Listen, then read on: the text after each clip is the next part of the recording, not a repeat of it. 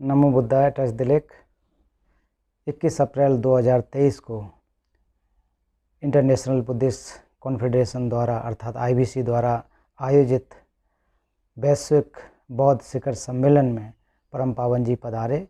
इस संगोष्ठी में, इस शिखर सम्मेलन में 30 देशों के प्रतिनिधि, जो कि लगभग 170 की संख्या के आसपास थे, उसके अलावा भारत के विभिन्न राज्यों से विद्वान, तिब्बती विद्वान, भारतीय विद्वान, तिब्बती विद्वान जो भी भारत में हैं वो यहाँ पर पधारे हुए थे। उन सब में से प्रमुख परम पावन दलाई लामा जी, उन्होंने अपने उद्बोधन में क्या कहा था, मैं यहाँ पर आपके सामने रखने के प्रयास करूँगा, क्योंकि परम पावन जी का उद्बोधन तिब्बती भाषा में था। सार के रूप में बताने की कोशिश करूँगा कि परम पावन जी का ये जो मैसेज था, जो उद्बोधन था, वो बहुत ज़्यादा महत्वपूर्ण है और उसकी आज महत्वता क्या है। उन्होंने कहा कि इस पृथ्वी पर बहुत सारे धर्म परंपराएं उत्पन्न हुई हैं और बहुत सारे उनके अपने अपने जो आचार्य कहें या फिर शास्त्रा कहें, जो भी आप कह सकते हैं, वो यहाँ पर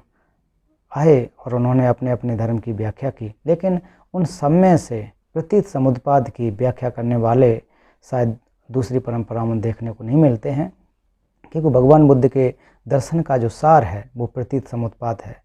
तो प्रतीत समुद्पाद पर आधारित होकर के ही हम निर्वाण की प्राप्ति कर सकते हैं। तो परम पावन जी ने शुरुआत में ही कहा कि प्रतीत समुद्पाद का अर्थ यही है कि ये जो दो शब्दों से बना है, तिब्बती में इसको कहा जाए तेंजुंग, तेंचिंग जुंगवा, अर्थात जो एक आश्रित होना, जिसको अंग्रेजी में इंटरडिपेंडेंट ओरिजिनेशन कहा जाता है।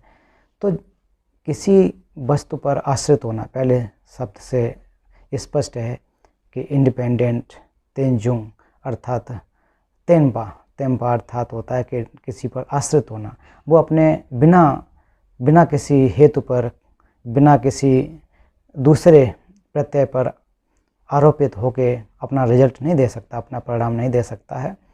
और फिर उसके बाद दूसरा पहले निर्भर होना, कि क्यों, जैसा कि हम देख सकते हैं कि हर चीज़ इस दुनिया में एक दूसरे पर आश्रित हो। चाहे हम समाज में देख लें तो समाज भी हम एक दूसरे पर आश्रित होते हैं, या हमारे जो सुख दुख हैं वो भी विभिन्न माध्यमों से, विभिन्न वजह से आश्रित होकर के उत्पन्न होते हैं। और ऐसा नहीं है कि वो अपने आप से उत्पन्न हो जाएं।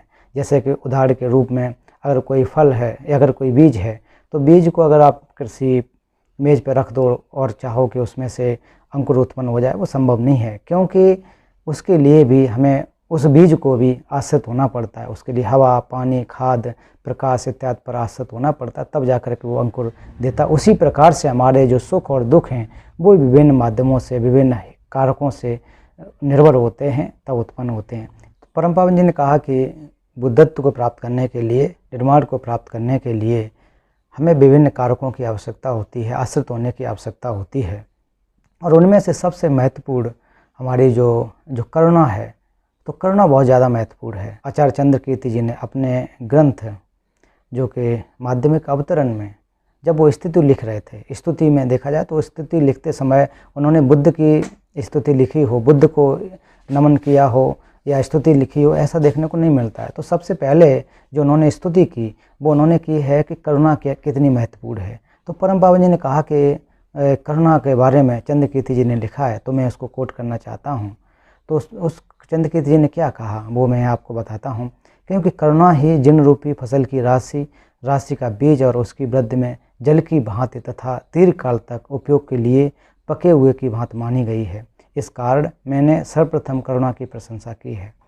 तो ये आचार्य चंद्रकीर्ति ने कहा कि मैं जो भी जिन रूपी अर्थात जो बुद्ध हैं, जो बुद्धत्व को प्राप्त कर चुके हैं, तो उनके अंदर जो बीज है वो करुणा का एक बीज है। उस बीज को विभिन्न माध्यमों से फलीभूत करके, विभिन्न उनको आयाम दे करके, सहयोग के माध्यम से हमारे अंदर का जो करुणा है वो विकसित हुई है। और करुणा एक आधार है, तो करुणा के माध्यम से ही हम बुद्धत्व की प्राप्त कर सकते हैं। तो जैसा कि परम पावन जी ने कहा कि करुणा एक उपाय के रूप में है, और बोधचित्त तभी उत्पन्न होगा जब हमारे अंदर करुणा उत्पन्न होती है। और उसके बाद जिसको हम प्रज्ञा कहें या ज्ञान कहें, तो उपाय और प्रज्ञा दोनों की आवश्यकता होती है। तो प्रज्ञा क्या है? प्रतीत समुद्पाद, शून्यता का दर्शन। तो शून्यता का दर्शन और बुद्ध चित्त जब साथ हम लेकर के आएंगे तब जा कर के निर्वाण की प्राप्ति हो सकती है। और इसलिए ये बहुत ज़्यादा महत्वपूर्ण होता है, क्योंकि हम सबके अंदर ये मेरा है, ये मेरा नज़दीकी है, ये मेरा सगा संबंधी है, तो मैं और पर की भावना बहुत ज़्यादा होती है। अगर मेरा होता तो अगर कोई अगर नज़दीकी होता है, परिवार का होता है, तो उसके प्रति हमारा बहुत ज़्यादा लगाव हो जाता है, आसक्ति पैदा हो जाती है। अगर कोई दूसरा होता है तो उसके प्रति एक घृणा पैदा हो जाती है, दुश्मनी जैसी हम मान लेते हैं। तो इस प्रकार के विचारों को दूर करना चाहिए, दूर करके और सबके लिए करुणा को हमें विकसित करना चाहिए, करुणा दूसरों में देना चाहिए, दूसरों के हित के लिए हमें सोचना चाहिए। क्योंकि ये एक प्रकार से मैं और मेरा, इसकी वजह से बहुत ज़्यादा समस्याएं होती हैं। चीज़ों को हम जिस प्रकार से हैं वैसे हम नहीं देख पाते हैं और मैं और मेरा में हम पड़े रहते हैं। इसलिए जो दूसरों के प्रति हम करुणा उत्पन्न नहीं कर पाते हैं, क्योंकि करुणा उत्पन्न तभी हो सकती है जब हम दूसरों के दुखों को समझ सकें, दूसरों के समस्याएं क्या है उनको हम देख सकें, तब जाकर के हमारा जो चित्त है वो कारुणिक होगा। कारुणिक चित्त होगा तो हम सभी सत्वों के, सभी जीवधारी के प्रति अपनी सोच को, अपने जो विचार हैं, उन्हें अपना जो सहयोग है उनके लिए हम कर सकते हैं। अन्यथा हम केवल मैं और मेरे में पड़े रहते हैं। इसलिए इस मैं और मेरी की भावना को भी हमें निकालने की आवश्यकता है। परम पावन जी ने कहा कि जैसा कि अक्सर हम गलती ये कर देते हैं कि जिन चीज़ों को हम देखते हैं तो वो ऐसा लगता है वो स्वभाव से सिद्ध हैं, अपने से हैं, लेकिन ऐसा नहीं होता है। जिन चीज़ों को हम देख रहे हैं, चाहे अच्छी हों चाहे बुरी हों, वो स्वभाव से सिद्ध हैं, अपनी तरफ से हैं, ऐसा हम मान करके बैठ जाते हैं। ऐसा नहीं है, लेकिन हमें इसके विपरीत चीज़ों को समझना चाहिए। जो भी स्थितियाँ उनको समझने की कोशिश करनी चाहिए। जिसको हम देख रहे हैं वैसा नहीं होती, उसकी सत्यता नहीं होती है। और जब इसको हम इस प्रकार के मिथ्या विकल्प को जब काट देंगे, इस प्रकार की जो हमारी जो कलुषित सोच है, जो चीज़ नहीं है उसको हम मान लेते हैं, तब तक हम जो सत्यता को नहीं परख पाएंगे, सत्यता को नहीं देख पाएंगे। परम पावन जी ने कहा कि सीपा ngोगो नी की तोंग, अर्थात इसका अर्थ यही है कि जो हम जिस भवचक्र में रह रहे हैं वो स्वभाव से सिद्ध नहीं है। अगर इस चीज़ को हम जान जाएं तो एक उम्मीद हो जाती है, एक हमें एक प्रकार से कहें कि निर्वाण प्राप्त करने के प्रति हमारी एक उम्मीद जागृत हो जाती है कि भवचक्र जो है वो स्वभाव से सिद्ध नहीं है, स्वभाव से शून्य है।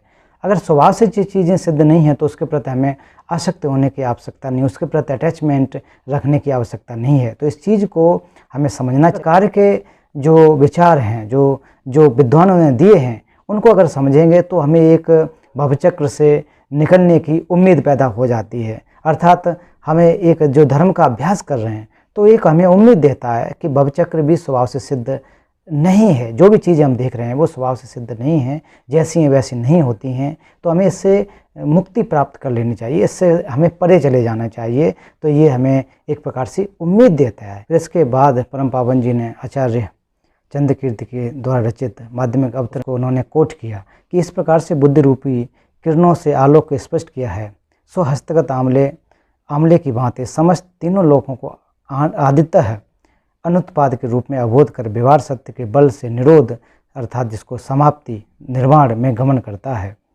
सदैव निरोध समाप्तिगत आशय से युक्त है तथा अनाथ सत्यों के लिए करुणा का भी उत्पाद करता है।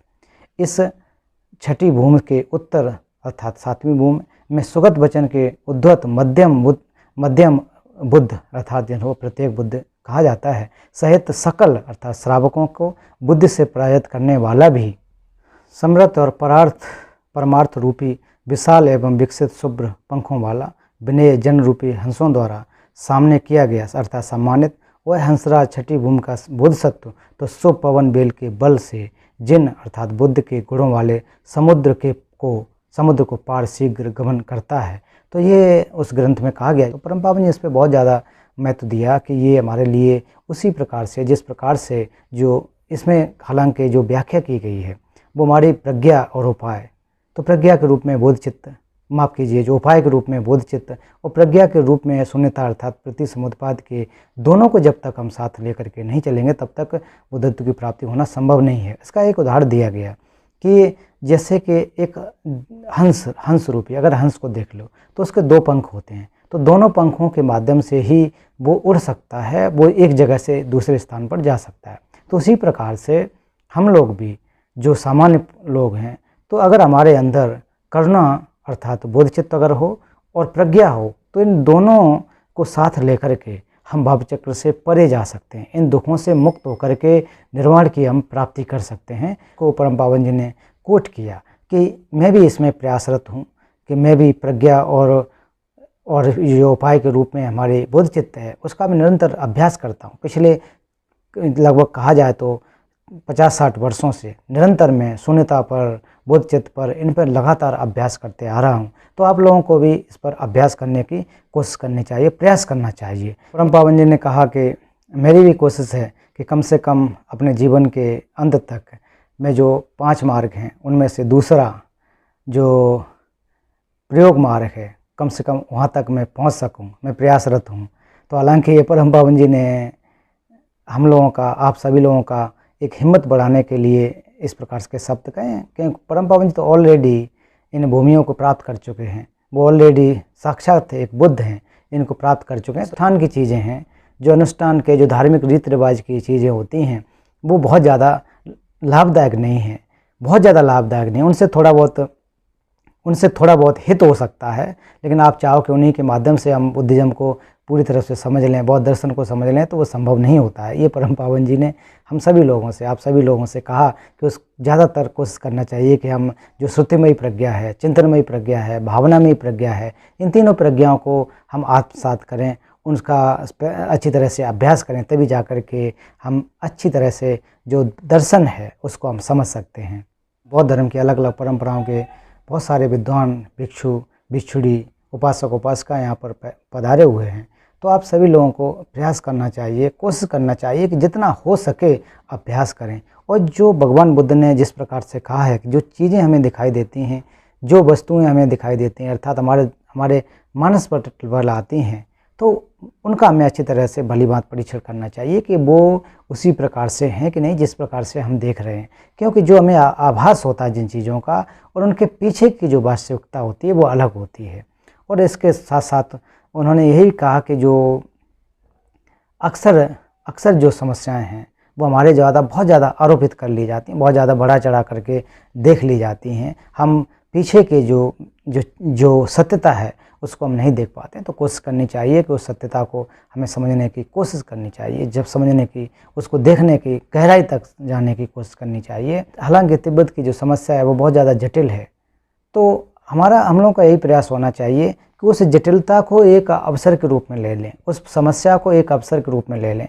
तो अवसर के रूप में किस प्रकार से ले सकते हैं कि जो जिनके प्रति, चाइना के प्रति हम क्रोध न करके, हम बैर न करके, करुणा के माध्यम से लोगों को हम बता सकें। एक अपनी जो बात है दूसरे विश्व के अन्य लोगों को अगर हम साझा कर सकें, समझा सकें, तो निश्चित रूप से परिवर्तन आ सकता है। ये आज नहीं तो बाद में समस्या का समाधान निश्चित रूप से होगा ही।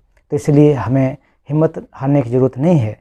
और यहाँ पर विश्व स्तर से जो लोग पधारे हुए हैं, आप लोग पधारे हुए हैं, और वाकई बौद्ध दर्शन के लिए हमें निरंतरता बनाए रखनी चाहिए। एक दूसरों के साथ हमें सामंजस्य बना करके चलने की कोशिश करना चाहिए।